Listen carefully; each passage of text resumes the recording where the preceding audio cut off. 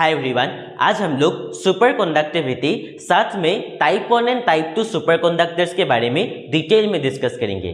तो इस टॉपिक को समझाते समय कुछ टर्म जैसे कि मेसनर इफेक्ट क्या है, क्रिटिकल टेम्परेचर क्या है, क्रिटिकल मैग्नेटिक फील्ड क्या है, वो भी मैं आप लोग को सच में बताऊंगा। तो काफी इंपॉर्टेंट वीडियो है, ठीक है ना। तो ये कॉम्पिटिटिव एग्जाम में भी आता है, आपके solid state physics semester exams पर भी आता है, तो काफी इंपॉर्टेंट है। तो यहाँ पर मैंने डेफिनेशन लिख दिया है, तो इसे तो समझेंगे ही, है ना। डेफिनेशन वगैरह तो लिखा हुआ है, आप लोग देख सकते हो खुद ही, लेकिन थोड़ा सा समझ लेते हैं कॉन्सेप्चुअली, ठीक है ना। मान लीजिए आपके पास एक मटेरियल है, जैसे कि मर्क्यूरी को ही मान लेते हैं, ठीक है ना। तो उस मटेरियल को मान लीजिए मैं कूल कर रहा हूँ, यानी कि ठंडा कर रहा हूँ, टेम्परेचर को थोड़ा सा घटा रहा हूँ, तो इलेक्ट्रिकल रेजिस्टिविटी पर उस मटेरियल पर क्या चेंज आएंगे, उसे अगर मैं ग्राफिकली शो करूँ कंडक्टर के लिए और सुपर कंडक्टर के लिए, तो वो कैसा होगा ध्यान से देखना, है ना। मैंने आप लोग को पता होगा, एक बार क्लास 10 पर ही आप लोगों को मिल गया था, टेम्परेचर और रेजिस्टिविटी, या आप लोग कहोगे रेजिस्टेंस डायरेक्टली प्रोपोर्शनल होता है ना। तो यहाँ पर मैं दो ग्राफ बना रहा हूँ, ठीक है ना। एक नॉर्मल कंडक्टर के लिए कैसा ग्राफ होगा, मान लीजिए इस साइड पर मैं टेम्परेचर को डिनोट कर रहा हूँ और इस साइड पर मैं आपका रेजिस्टिविटी रो को डिनोट कर रहा हूँ, है ना। आपको आरवी लिख सकते हो, रेजिस्टेंस भी सेम ही होता है, ठीक है ना। तो मान लीजिए आप लोग को क्या है, मैं टेम्परेचर को थोड़ा सा घटा रहा हूँ, तो कॉरेस्पॉन्डिंगली जो रेजिस्टिविटी है एक मटेरियल का, वो भी घटेगा। अगर मैं कंडक्टर की बात करूं तो ग्राफ कैसा होगा देखने के लिए, अगर मैं कंडक्टर की बात करूं तो ग्राफ कैसा होगा, और इसी ग्राफ को मैं सुपर कंडक्टर के लिए एज इट इज कैसा होगा, वो भी मैं साथ में आप लोग को दिखाने वाला हूं, ठीक है ना। और ये होगा सुपर कंडक्टर के लिए। आप लोग को पता होगा, है ना, मान लीजिए मैं टेम्परेचर को थोड़ा सा घटा रहा हूं, तो डिक्रीजिंग ग्राफ को मैं कैसे बनाता हूं, ऐसे बनाता हूं, कैसे बनाता हूं मैं, ऐसे बना सकता हूं, है ना। तो ये ग्राफ क्या रिप्रेजेंट कर रहा है, ये ग्राफ रिप्रेजेंट कर रहा है कि मान लीजिए मैं टेम्परेचर को थोड़ा सा घटा रहा हूं, तो कॉरेस्पॉन्डिंगली जो रेजिस्टिविटी है वो भी क्या है, थोड़ा सा डिक्रीज हो रहा है। ध्यान से देखिए, टेम्परेचर इस साइड पर आ रहा है मतलब टेम्परेचर डिक्रीज हो रहा है, रेजिस्टिविटी नीचे आ रहा है मतलब रेजिस्टिविटी डिक्रीज हो रहा है। आप लोग कहेंगे कि इस पॉइंट पर रेजिस्टिविटी कुछ ना कुछ तो है, यहाँ पर तो रेजिस्टिविटी टेम्परेचर 0 केल्विन पर आ गया, टेम्परेचर 0 केल्विन पर आ गया, लेकिन रेजिस्टिविटी 0 नहीं है, तो यहाँ पर रेजिस्टिविटी 0 कंडक्टर के लिए होता ही नहीं है ना। कंडक्टर में क्या होता है, बहुत सारे इंप्योरिटीज होता है, और उन इंप्योरिटीज की वजह से कंडक्शन होता रहता है। तो रेजिस्टिविटी का क्या होता है, रेजिस्टिविटी का मतलब क्या होता है, करंट फ्लो को रोकना होता है। तो ये रेजिस्टिविटी 0 नहीं होता है, करंट को कुछ ना कुछ रोकता है कंडक्टर, ठीक है ना। लेकिन इसी ग्राफ को अगर मैं सुपर कंडक्टर पर देखूं, तो ये क्या होता है, सुपर कंडक्टर पहले तो नॉर्मल कंडक्टर की तरह बिहेव कर देता है। कुछ ऐसा टेम्परेचर आ जाते हैं, मान लीजिए एक ऐसा पर्टिकुलर टेम्परेचर है जहां पर ये सीधा इसका रेजिस्टिविटी 0 हो जाता है, और इस टेम्परेचर को हम लोग बोलते हैं क्रिटिकल टेम्परेचर TC, है ना।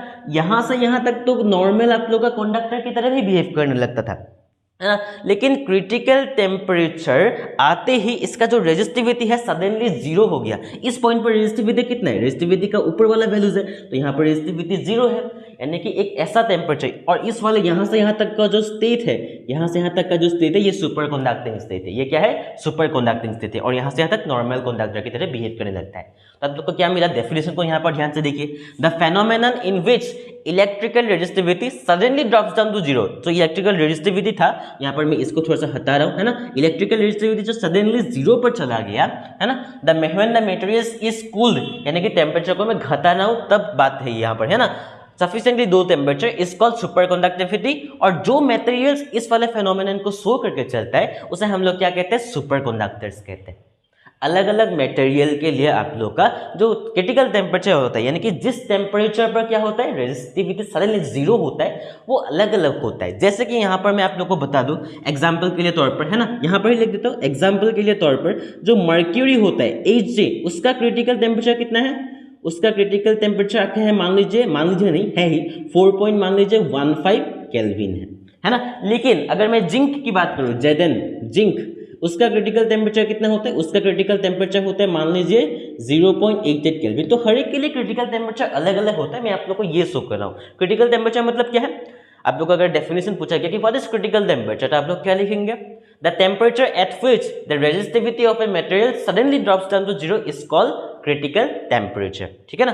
तो यहाँ पर ये खत्म हो जाता है आप लोग का, ठीक है ना। नेक्स्ट हम लोग टाइप 1 सुपर कंडक्टर्स और टाइप 2 सुपर कंडक्टर्स देखते हैं। यहाँ पर देखिए, इसको जो है known as soft superconductors कहा जाता है, यानी कि टाइप 1 सुपर कंडक्टर्स को हम लोग सॉफ्ट सुपर कंडक्टर्स भी कहते हैं, ठीक है ना, ध्यान से आप लोग सुनना। सॉफ्ट सुपर कंडक्टर्स क्यों कहते हैं? इसलिए कहते हैं, अगर आप लोगों को क्वेश्चन पूछा गया कि why it is called soft super conductors, आप लोग क्या कहेंगे? आप लोग कहेंगे because it easily loses it's conducting property and becomes super conductor.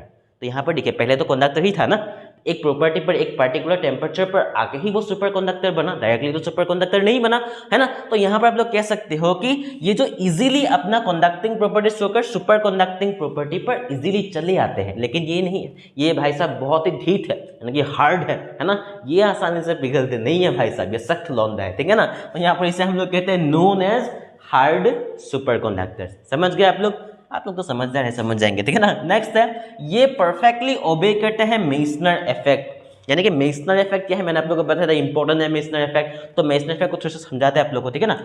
यहाँ पर देखिए, क्रिटिकल टेम्परेचर के ऊपर क्या होता है वो तो हम लोगों ने देख लिया, लेकिन अगर क्रिटिकल टेम्परेचर के नीचे कुछ प्रॉपर्टीज की अगर मैं बात करूं, क्रिटिकल टेम्परेचर के नीचे यानी कि क्रिटिकल टेम्परेचर के इस साइड पर क्या होता है ध्यान से देखना। मान लीजिए ये आपके पास एक सुपर कंडक्टर है जो कि क्या है, सर्कुलर शेप पर है ना। लेकिन यहाँ पर मैं कंडीशन क्या लगा रहा हूँ कि क्रिटिकल टेम्परेचर के जो टेम्परेचर है क्रिटिकल टेम्परेचर से छोटा है। तब क्या होता है, मान लीजिए यहाँ पर कुछ मैग्नेटिक फील्ड में इसके अंदर मतलब डालना चाहता हूँ, इस कंडक्टर सुपर कंडक्टर, ये सुपर कंडक्टर है, ठीक है ना, इस सुपर कंडक्टर के अंदर मैं मैग्नेटिक फील्ड को डालना चाहता हूँ। मान लीजिए मैं इसे साइड में लिख देता हूँ, T लेस देन TC, है ना। मैं यहाँ पर मैग्नेटिक फील्ड ऐसे डालना चाहता था, लेकिन ये क्या करेंगे, ये रिपेल करेंगे मैग्नेटिक फील्ड को, है ना। जब T लेस देन TC होता है तो हम लोगों को कुछ ऐसा फेनोमेनन दिखाई पड़ता है, यानी कि जो मैग्नेटिक फील्ड है, यानी कि जो मैग्नेटिक फील्ड्स है, ये क्या होता है, मैग्नेटिक फील्ड्स, ये मैग्नेटिक फील्ड्स इसके सुपर कंडक्टर के अंदर जा ही नहीं सकता है, यानी कि आप लोग कह सकते हो रिपेल करे, यानी कि परफेक्टली डायमैग्नेटिज्म शो करता है ना। ये जो मैग्नेटिक फील्ड है, यहाँ पर मान लीजिए आप लोग का मैग्नेटिक फील्ड क्या होगा, इसके अंदर जीरो होगा, है ना, इसके अंदर जीरो होगा। अगर T लेस देन TC होगा, है ना, तो ये मैग्नेटिक फ्लक्स भी ये कोरस्पॉन्डिंगली जीरो होगा, क्योंकि इसके अंदर कोई मैग्नेटिक फील्ड जा ही नहीं पा रहा है। और इस फेनोमेनन को हम लोग क्या कहते हैं, इस फेनोमेनन को हम लोग कहते हैं मेसनर इफेक्ट। अगर मेसनर इफेक्ट कोई भी मटेरियल शो करता है तो उसे हम लोग बोलते हैं परफेक्टली डायमैग्नेटिक मटेरियल। ये भी कॉम्पिटिटिव एग्जाम में पूछा जाता है ना। तो यहाँ पर कह सकते हैं कि जो टाइप 1 सुपर कंडक्टर से परफेक्टली मेसनर इफेक्ट को शो करते हैं, तो ये परफेक्टली डायमैग्नेटिक मटेरियल भी है। ये भी आप लोग साथ में यहाँ पर डिफरेंस बिटवीन के तौर पर लिख सकते हो। लेकिन ये भाई साहब ये फॉलो तो करता है, थोड़ी देर के लिए मान लीजिए फॉलो कर लेता है, लेकिन एक पर्टिकुलर टेम्परेचर के बाद ये फॉलो नहीं करता है, ये अपना मन मर्जी के मालिक है ना। तो ये बहुत सख्त खिलौना है, मैंने आप लोगों को बताया। तो ये अपने हिसाब से फॉलो करेंगे, अपने हिसाब से नहीं भी फॉलो करेंगे। कुछ देर के लिए मान लीजिए फॉलो कर भी लिया, रूल्स रेगुलेशंस मान लिया, लेकिन उसके बाद नहीं मानेंगे भाई साहब, है ना। तो ये इसका कहानी है, ठीक है ना। लेकिन क्यों होता है इसका एक परफेक्ट रीजन है। अगर आप लोगों को ये रीजन जानना है तो मुझे कमेंट में बता देना, मैं उसको कमेंट जो है पर्टिकुलरली रिप्लाई कर दूंगा, ठीक है ना। नेक्स्ट है only one critical magnetic field. अब मैं बताऊंगा क्रिटिकल मैग्नेटिक फील्ड क्या होता है ना। मैं ये वाला रैप कर देता हूँ, ठीक है ना, मैं ये वाला जो है रैप कर देता हूँ, क्योंकि मुझे ग्राफ बनाना पड़ेगा, ठीक है ना। यहाँ पर देखिए क्या होता है क्रिटिकल मैग्नेटिक फील्ड, मतलब आप लोग को पता होगा यहाँ पर क्रिटिकल मैग्नेटिक फील्ड मैंने यहाँ पर नहीं बनाया, ठीक है ना, नहीं बनाया तो नहीं बनाया। देखिए एक ऐसा मैग्नेटिक फील्ड जिसके नीचे जो है सुपर कंडक्टिविटी शो नहीं हो सकता है, लेकिन जिसके ऊपर सुपर कंडक्टिविटी फेनोमेनन शो हो सकता है। आप लोग कुछ इस तरीके से आप लोग ध्यान से समझिए। मान लीजिए इससे आपका क्या है सुपर कंडक्टिंग या क्या है क्रिटिकल मैग्नेटिक फील्ड है। सुपर कंडक्टर के लिए एक पर्टिकुलर क्रिटिकल मैग्नेटिक फील्ड है, जैसे कि TC क्रिटिकल टेम्परेचर था, तो यहाँ पर क्रिटिकल मैग्नेटिक फील्ड को H से नोट करो, है ना। तो यहाँ पर क्या होता है क्रिटिकल मैग्नेटिक फील्ड के ऊपर जो है, क्रिटिकल मैग्नेटिक फील्ड के ऊपर जो है वहाँ पर क्या होता है सुपर कंडक्टर्स के बिहेव की जैसे बिहेव करने लगता है। सुपर कंडक्टर्स जो होता है वो कंडक्टर की तरह बिहेव करने लगता है, कहाँ पर, क्रिटिकल मैग्नेटिक फील्ड पर। तो यहाँ पर आप लोग ध्यान से समझना, ठीक है ना। मान लीजिए मैं ग्राफ बना रहा हूँ, एक मैं ग्राफ बना रहा हूँ टाइप 1 के लिए, एक मैं ग्राफ बना रहा हूँ टाइप 1 के लिए, और एक ग्राफ मैं बना रहा हूँ टाइप 2 के लिए। ये जो ग्राफ है ना बहुत बार कॉम्पिटिटिव एग्जाम में पूछा गया है, इसलिए मैं बार बार आप लोग को एम्फेसाइज कर रहा हूँ या मतलब जोर दे रहा हूँ कि ये सब पढ़िए, है ना। इस साइड पर मैं मैग्नेटाइजेशन को शो कर रहा हूँ और इस साइड पर मैं मैग्नेटिक फील्ड को शो कर रहा हूँ। इस पर मैग्नेटाइजेशन, इस पर मैग्नेटिक फील्ड, है ना। टाइप 1 के लिए क्या होता है मैंने आप लोगों को बताया कि इजीली क्या होता है सुपर कंडक्टर अपना सुपर कंडक्टिविटी प्रॉपर्टी शो करता है। लेकिन यहाँ पर ध्यान से देखने के बाद मान लीजिए यहाँ से यहाँ तक क्या हो रहा था, जैसे ही मैं मैग्नेटिक फील्ड को मतलब बढ़ाऊंगा, एज को बढ़ाऊंगा, एज को मैं जैसे ही बढ़ाऊंगा मैग्नेटाइजेशन भी साथ में बढ़ेंगे, मैग्नेटाइजेशन भी साथ में बढ़ेंगे। लेकिन एक ऐसा पॉइंट आ जाता है, यहाँ पर देखिए ये सीधा सीधा कर्व होगा, ये एक सीधा सीधा कर्व होगा, ऐसा पॉइंट आ जाता है जहां पर क्या होता है, जो मैग्नेटाइजेशन है suddenly drops down to zero, suddenly drop down to zero, और इस वाले पॉइंट को हम लोग HC बोलते हैं। यहां से यहां तक तो टोटली आप लोगों को क्या था, सुपर कंडक्टर था, यहां से यहां तक टोटली सुपर कंडक्टर इस वाले रीजन पर, है ना। तो इस HC के जो बाद वाला रीजन है वो कंडक्टर की तरह बिहेव करने लगता है। यानी कि आप लोग कह सकते हो, मैं ये आप लोग को ग्राफ में बनाना नहीं है, लेकिन आप लोग कह सकते हो कि यहां से यहां तक जो पोर्शन है ये सुपर कंडक्टर की तरह बिहेव करने लगता है, और यहां से यहां तक जो बाकी का रीजन है ये नॉर्मल कंडक्टर की तरह बिहेव करने लगता है ना।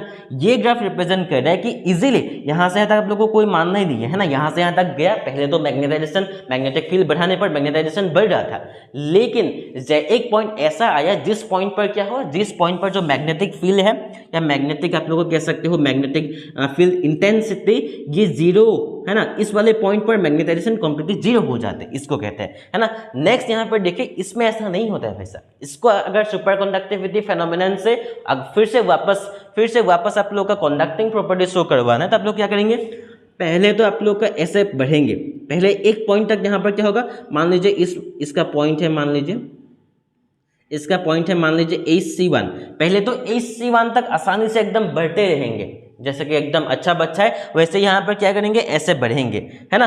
फिर यहाँ पर मान लीजिए कुछ इस तरीके से यहाँ पर यहाँ तक बढ़ा, अब ये थोड़ा सा क्या होगा, डिक्रीज होगा, अब ये थोड़ा सा क्या होगा, डिक्रीज करना स्टार्ट होगा, है ना। और यहाँ पर जो जैसे मैं HC की बात कर रहा था, तो HC लगभग आपका यहाँ पर होता है, ये जो HC होता है यहाँ पर लगभग आपका ये वाला होता है, लेकिन HC पर ये थोड़ा सा डिक्रीज हो जाता है। एक बार ध्यान देना, यहां से HC1 तक, 0 से HC1 तक क्या होता है, इंक्रीज हो रहा है, HC आते आते थोड़ा सा डिक्रीज हो गया, अब कंप्लीटली कब लूज करेंगे, कंप्लीटली आपका लूज करेंगे, यहाँ पर मैं थोड़ा सा इसको थोड़ा सा इंक्रीज करना पड़ेगा, यहाँ पर कंप्लीटली कब लूज करेंगे, HC2 पर इसका सुपर कंडक्टिंग जो प्रॉपर्टी है वो लूज करेंगे। आप लोग कह सकते हो, जैसे कि मैंने यहाँ पर 2 रीजन बनाए थे, तो इसका रीजन कहाँ से कहाँ तक होगा, इसका रीजन यहाँ से यहाँ तक सुपर कंडक्टिंग का रीजन है, और यहाँ से बाद में इसका कंडक्टिंग प्रॉपर्टी शो होता है ना।